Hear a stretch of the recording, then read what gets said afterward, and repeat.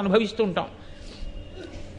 తనని తాను పరిచయం చేసుకుంటాడు ముందొచ్చి, నేను ఫలానా అండి అంటాడు అంతే. తర్వాత వచ్చేటటువంటి మాట ఏమిటో మీరు గ్రహించేయచ్చు, మీకు అలవాటు అయిపోతుంది. ఆయన ఏమంటాడో తెలుసా అండి, నేనండి ఇప్పటికి వెంకటేశ్వర స్వామి వారికి అండి ఓ వెండి కిరీటం ఒకటి చేయించానండి, మా ఊళ్ళో రామాలయంలోనండి 2 మెట్లు కట్టించానండి, నేనండి సింహాచలం మొదలుపెట్టి వెంకటాచలం వరకు అన్ని చోట్ల కళ్యాణం చేసేసానండి.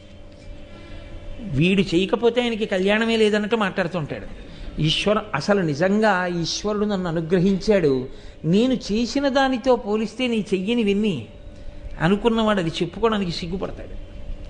కానీ అదే పనిగా ఇంకా చెప్తూనే ఉంటారంతే, మేము అంత వాళ్ళం, మేము ఇంత వాళ్ళం, మా అంత మంచివాళ్ళు ఎక్కడున్నారు లోకంలో ఎక్కడుంటారు అన్నట్టు మాట్లాడుతూ ఉంటారు.